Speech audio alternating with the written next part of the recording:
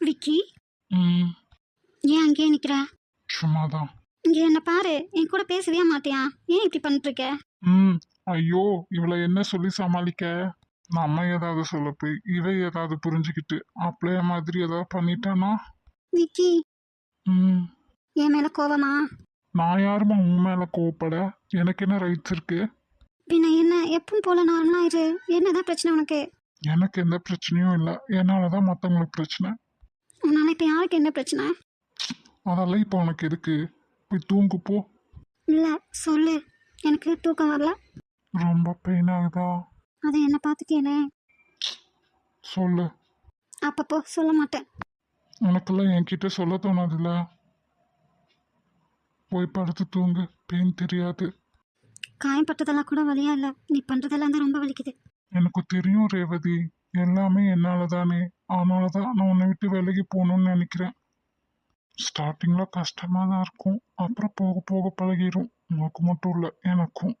இங்க பார்வைக்கு எனக்கு நடக்கிற எல்லாத்துக்குமே நான் தான் காரணம். என் விதியில முதல்ல எழுதப்பட்டது. அதுக்கு யாருமே காரணம் இல்லை. நீ எனக்கு நடக்கிறதுக்கெல்லாம் நீ தான் காரணம்னு நினைச்சிட்டு ஃபீல் பண்ணிட்டு இருக்காத. என்னாலதான் உங்க அம்மா இறந்தாங்க அப்படிங்கிற குற்ற உணர்ச்சியில நான் இருந்தப்ப மட்டும் நீ எனக்கு அட்வைஸ் பண்ணி அதுலேருந்து என்னை வெளியே கொண்டு வந்தீங்களா? அப்போ இப்போ மட்டும் நீ ஏன் அதை ஏத்துக்க மாட்டேற? அப்படியெல்லாம் எதுவும் இல்லை. தேவையில்லாதெல்லாம் போட்டு யோசிக்காம போய் தூங்கு.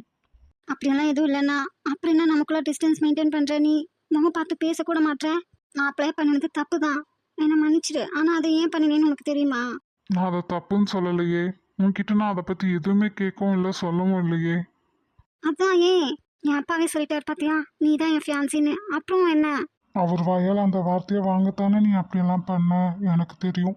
இத்தனை வருஷமா நீ பண்றது ஒவ்வொன்றும் எனக்காக தான் அப்படிங்கிறது எனக்கு புரியாமையா இருக்கும். ஆமா விக்கி, என் அப்பா வாயால அந்த வார்த்தையை வர வைக்கத்தான். நீ தானே நினைக்கிற என்னை வேற யாருக்கு தார வாத்துருவாங்கன்னு. அப்படியெல்லாம் நடக்காதுன்னு உனக்கு தெரியணும்ல, அதுக்காகத்தான். விக்கி, ம் நான் இவ்வளோ சொல்லியும் உனக்கு என்னை விட்டு போகணும்னு தோணுச்சுன்னா போய்க்கோ விக்கி. நான் உன்னை தொந்தரவு பண்ண மாட்டேன். உனக்கு என்னை விட்டு போகிறதா நிம்மதியும் சந்தோஷத்தையும் தரும்னா தாராளமாக அதை தர நான் தயங்க மாட்டேன். யார் அப்படி சொன்னா? பைத்தியமா உனக்கு? என்ன, நான் உன்னை பார்க்காமே 15 வருஷமாக கஷ்டப்பட்டேன். இப்போ கொஞ்ச நாள் நான் உன்னை பார்த்துட்டேன், உன் கூட இருந்துட்டேன். அதுவே போதும் எனக்கு. என் முன்னாடி வராமல் இருந்து அப்போ வழியை கொடுத்த, இப்போ எனக்கு முன்னாடி வந்துட்டு கொஞ்ச நாள் பழகிட்டு அதே வழியை திரும்ப தர. பரவாயில்ல விக்கி, தேங்க்யூ. உனக்கு மட்டுமா ரேவதி? எனக்கும் தானே வலி. அது ஏன் உனக்கு புரிய மாட்டேங்குது? உனக்கும் தான் வழின்னு எனக்கு தெரியும் விக்கி. ஆனால் இது நீ எடுத்த முடிவு தானே. நான் உன்னையே குட்டி போட்ட பூனை மாதிரி சுற்றி சுற்றி வரவும் தானே என்னை நீ அலட்சியப்படுத்த. ரேவதி, நீ உன் பக்கம் இருந்தே யோசிக்கிற, என் பக்கத்துல இருந்து கொஞ்சம் யோசிடா. ஆனால் கடைசியாக எனக்கு ஒரே ஒரு ஆசை, அதை மட்டும் செய்வியா விக்கி? ம் செய்வியா மாட்டியா சொல்லு. நீ என்ன சொன்னாலும் நான் செய்வேன், அது உனக்கே தெரியும். அப்படி ஒன்று செய்வியான்னு என்ன கேள்வி? அதெல்லாம் நீ எனக்கானவனா என்னவனா இருந்தப்போ, இப்பதான் அதெல்லாம் இல்லை இல்லை. ரேவதி, என்னை கொலைகாரனாக்காம பேசாம போய் படுத்துரு. நான் கடைசியா என்ன சொல்ல வரேன்னு கூடவா கேட்க மாட்டேன். தயவு செஞ்சு முதல்ல இந்த கடைசிங்கிற வார்த்தையை நிறுத்துறியா? அது உண்மைதானே, இதுதானே உன் கூட இருக்க போற கடைசி நாள். அதுதான் நான் சொன்னேன். ரேவதி, நீ என் பொறுமையை ரொம்ப சொதிக்கிற. டென்ஷன் ஆகாத சொல்றேன். உன்னோட தோல்ல சாஞ்சுக்கிட்டு உன் மடியில படுத்துக்கிட்டு எப்பவும் போல ஒரே ஒரு நாள் கொஞ்ச நேரம் பேசி சிரிச்சுக்கிட்டு உன் கையை கோத்துக்கிட்டு ஒரு வாக் கிடைக்குமா திரும்ப விக்கி? இல்லை கடைசிக்கு உன் கூட ஒரே ஒரு லாங் ட்ராவல் கிடைக்குமா? என்ன அவ்வளோ வெறுத்துட்டியா விக்கி? சரி, ஒரு ஃப்ரெண்டாக நினச்சி கடைசியா ஒரே ஒரு காஃபி விக்கி. பேசாம போய் படு. விக்கி, என்னை நீ உன் அம்மாவா தானே பார்த்த, அதனால தானே நீ என்ன அம்முன்னு கூப்பிட்ட. அப்புறம் ஏன் என் அம்மா மாதிரி உன்னையும் போட்டோல பார்க்க விரும்பாம தான். எல்லாம் என் தலையெழுத்து, விதி போல இருக்கு. எனக்கு பிடிச்சவங்களாம் யாருமே என் கூட இருக்க மாட்டாங்க. நான் சுமக்காமல் கையில் ஏந்திய குழந்தையும் நீதான். நான் கேட்காமல் கடவுள் கொடுத்த தாயும் நீதான். நான் காணாமல் எனக்குள் வாழும் இன்னொரு உயிரும் நீதான். நிலவு இல்லாமல் கூட இரவுகள் கடந்து விடுகிறது, ஆனால் சிலரின் நினைவுகள் இல்லாமல் நம் இரவுகள் கடப்பதில்லை. எதிர்பாராத நேரத்தில் என்னிடம் வந்தது ஒரு பட்டாம்பூச்சி. அன்பையும் அறிவுரையும் அசராது அளித்தது. கண்ணீருக்கும் புலம்பலுக்கும் ஓயாது செவி சாய்த்தது. எதிர்பார்க்காத எல்லாமும் தந்தது. இறுதியில் நான் எதிர்பார்க்கா நேரம் என்னை விட்டு பறந்து போனது. அர்த்தமற்ற நான். கனவே கனவே கலைவதேனோ, கரும்படனமாய் கரைவதேனோ, நீ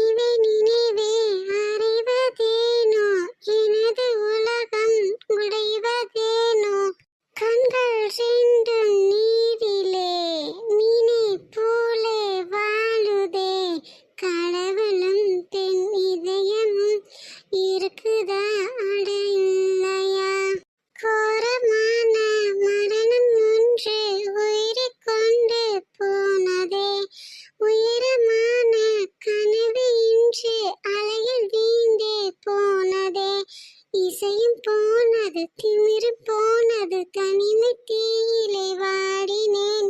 இது நியாயமா? மனம் தாங்குமா? என் ஆசைகள் அது பாவமா? Excuse me. இவனா? வாங்க. தேங்க்யூ சகல. என்ன சோனி இப்படி வந்து ஹாஸ்பிட்டலில் படுத்துட்டியே? இன்னும் பார்க்கறக்கு நெருப்பில் எரிஞ்ச சாம்பலம் இருக்கலாம். என்னடா காது கேட்கல? கொஞ்சம் டைம் சரியில்லை, அதனால தான். சகலைக்கா இல்லை உனக்கா? கொழுப்பு மட்டும் தீருதா? நீங்கள் வந்த பின்னாடி 2 பேத்துக்கும் தான். இவளும் வாயடங்க மாட்டான், அவனும் வாயடக்க மாட்டான். சரி. சரி, நான் வேணா கோயிலில் போய் சாமி கிட்ட வேண்டிக்கிறேன். என்னன்னு நாங்கள் ஒரே முட்டை போய் சேர்ந்துடணும்னா? சேச்சா அப்படியெல்லாம் இல்லைம்மா. அப்புறம் உனக்கும் நல்லது நடக்கணும்னு. சரி, எங்க உன் சிஸ்டர்? ஏன் காலங்காத்தால அவளையும் கடுப்பேத்துறக்கா? பார்த்து ரொம்ப நாள் ஆச்சேன்னு கேட்டேன். சரி பரவாயில்ல. ரொம்ப நன்றி உங்கள் அக்கறைக்கு. சரி வரேன், உடம்பு பார்த்துக்கோ. வராத, யாரும் இங்கே காணோங்கள. என்னடா? ஒன்றும் இல்லை. சரி நான் வரேன் சோனி. சகல வரேன். இவருக்கு எப்படி தெரியும் இவர் வந்துட்டு போறாரு? என்ன சார் மரியாதையெல்லாம் பயங்கரமாக இருக்கு. என்ன இருந்தாலும் வீட்டுக்கு மூத்த மாப்பிள்ள இல்லை? ஓ, நீங்கள் சொல்கிறத யோசிக்கணும் தான். இவரால் வந்து பார்த்துட்டு போனார். என் அப்பா அம்மா என்ன நினச்சி பார்ப்பாங்களான்னு கூட எனக்கு தெரியலை. சோனி ப்ளீஸ் அலறத நிறுத்து. சரி விடுங்க, நம்மளை பற்றி நினைக்காதவங்கள நம்மளே நினைக்கணும். பொண்ணுங்களே இப்படிதான் போல, இவங்களே கேள்வியை கேட்டுக்கிறாங்க, இவங்களே பதிலும் சொல்லிக்கிறாங்க. இந்த ரிசப்ஷனிஸ்ட் ஒரு லூசு. நான் தான் வாட்ஸ்அப் பண்ணேன்ல, டாக்டர் நேற்று நைட்டு வந்தவர் இங்கேயே ஸ்டே பண்ணியிருக்காரு, நேரத்துலேயே வந்துருங்க, எப்போ போல லேட்டாக வராதீங்கன்னு. என்னதான் பண்ணுவோம் அது? நமக்கு என்ன, அது எப்போ போல லேட்டாக வந்து நல்லா திட்டு வாங்கட்டும்.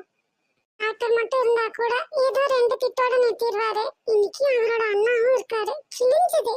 சிஸ்டர், ரிசப்ஷனிஸ்ட் இன்னும் வரலையா? இல்லைங்க சார், நீங்க யாரை பார்க்கணும்? நான் இங்கே என் டாக்டர்லாவை அட்மிட் பண்ணியிருக்கேன். அது இருக்கட்டும், ஆனால் சொல்லுங்க சார். நேற்று ஃபயர் ஆக்சிடெண்ட்டில் ஒருத்தர் காப்பாற்றி எல்லாரையும் கூட்டிகிட்டு வந்தார் இல்லையா? ஆமாங்க சார். அவரோட டீட்டெயில்ஸ் கொஞ்சம் கிடைக்குமா? பர்சனல் யூஸ்க்கா என்ன தெரிஞ்சுக்கலாமாங்க சார்? இல்லைம்மா, அந்த 4 பேரில் ஒருத்தங்க என்னோட டாக்டர்லா. ஸோ அவருக்கு தேங்க் பண்ணணும் இல்லையா, அதுக்காகத்தான். சரிங்க சார், ஒரே நிமிஷம் இருங்க, நான் எடுத்து கொடுக்குறேன். தேங்க்யூம்மா. பரவாயில்லைங்க சார். இந்த ஹாஸ்பிட்டல் எம்டி ஈஸ்வர் அவரோட அண்ணன் நீலகண்ணன் அவருடைய ஃப்ரெண்டு தான் இந்த அவரை ஃபோட்டோவில் ஏதாவதுல பார்க்க முடியுமா? வீடியோ ஃபுட்டேஜ் கிடைக்குமா? சார்.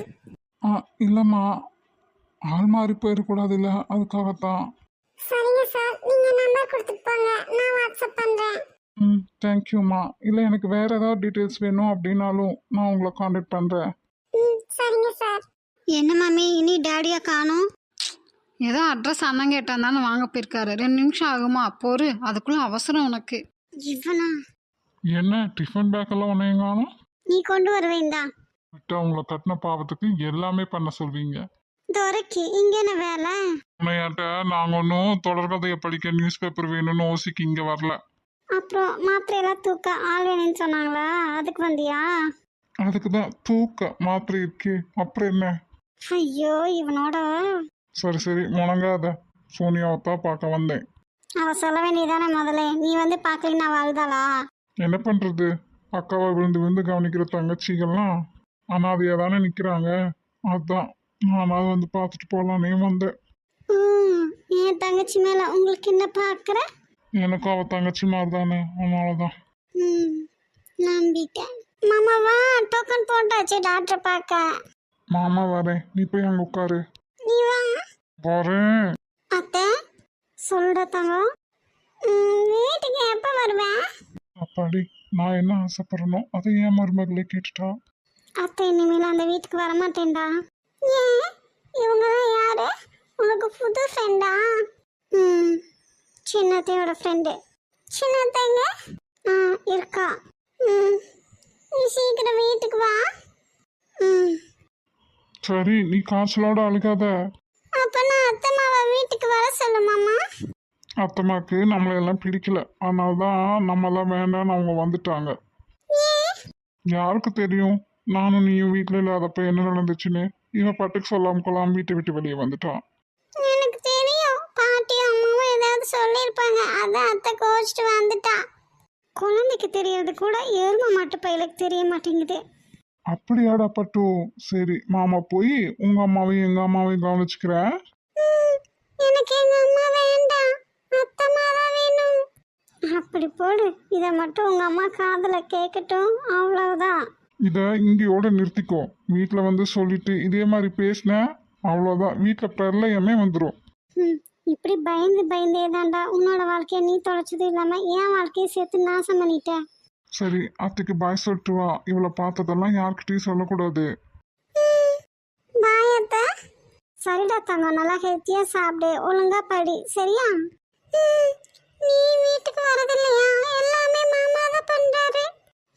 அப்போ உங்க ஆத்தாக்காரிக்கு என்னதான் வேலையோ? இதை கேட்டு அவ்வளோ குசியாலாம் இருக்கும். குட்டிமா வாடா. இவர் இறந்துட்டதா எல்லாம் சொன்னாங்க. மேடம், நான் சென்னையிலேருந்து வரேன். என்ன சண்முகம் சார் வர சொல்லியிருந்தாரு. சீனிவாசன் சாரை பார்க்க முடியுமாங்க? வெயிட் பண்ணுங்க சார், நான் அவரை வர சொல்றேன். சரிங்க.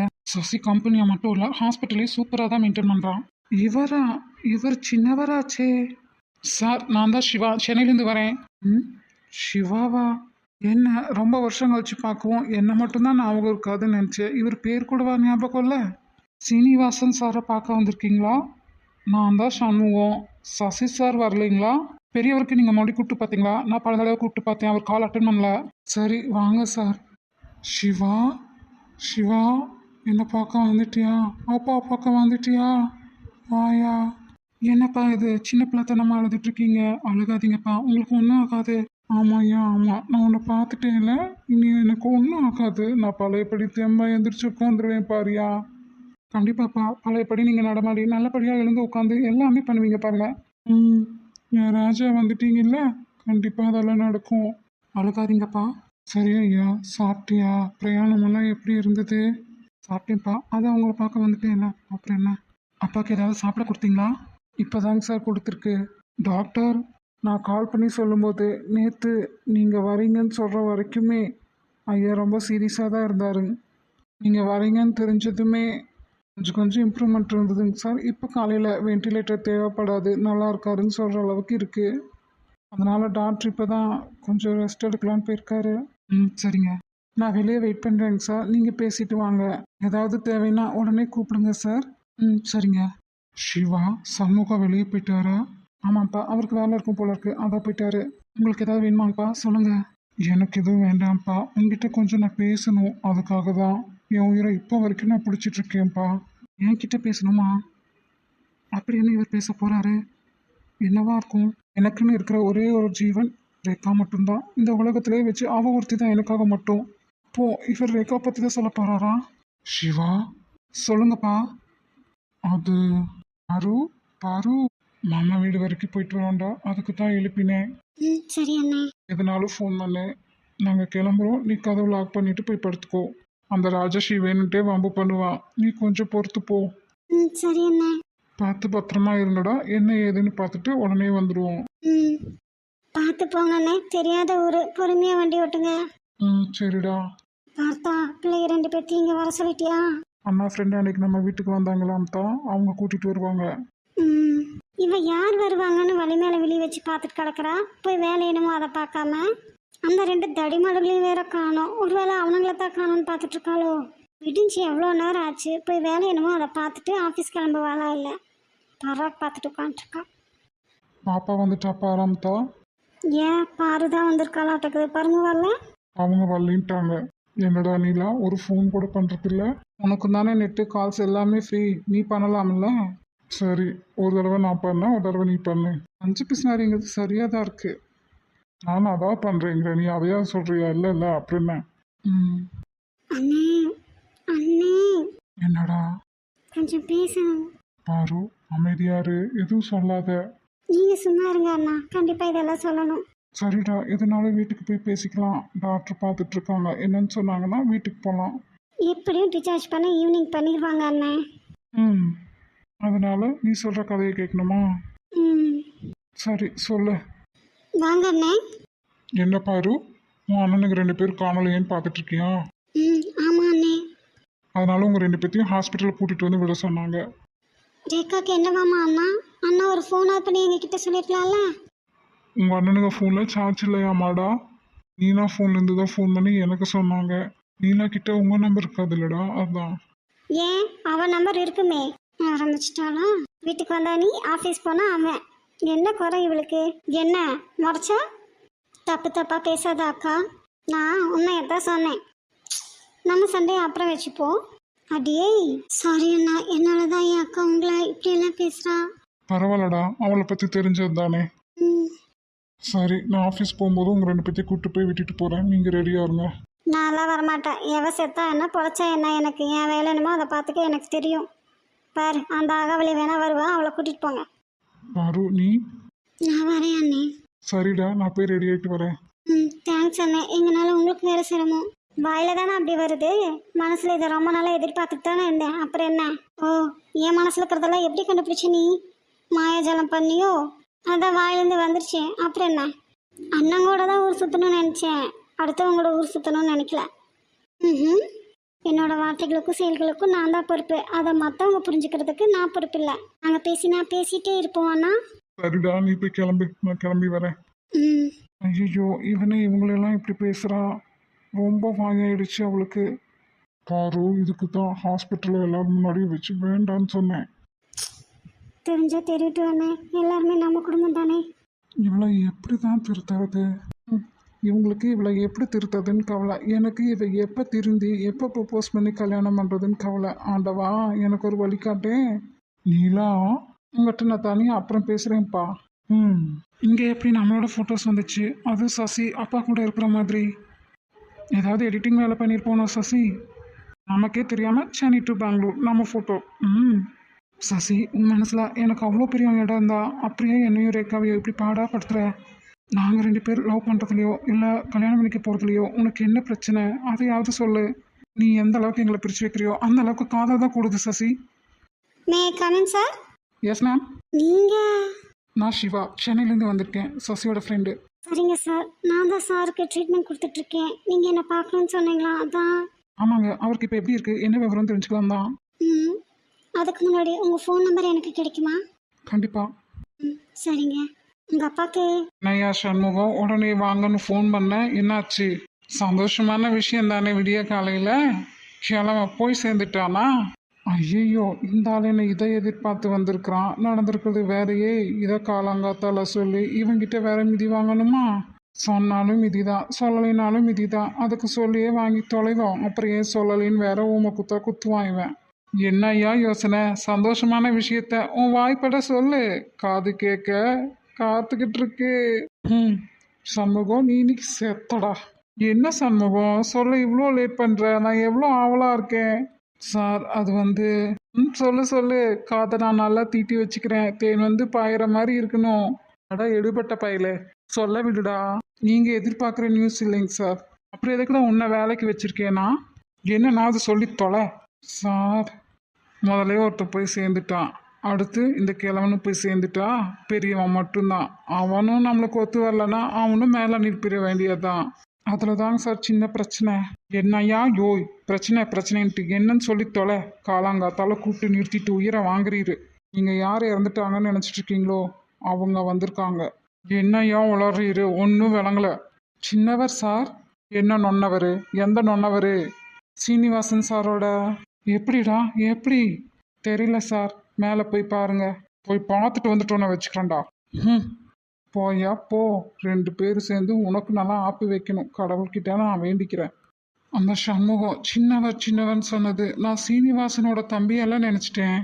ஆனால் இங்கே இவன் எப்படி இப்போ உயிரோட?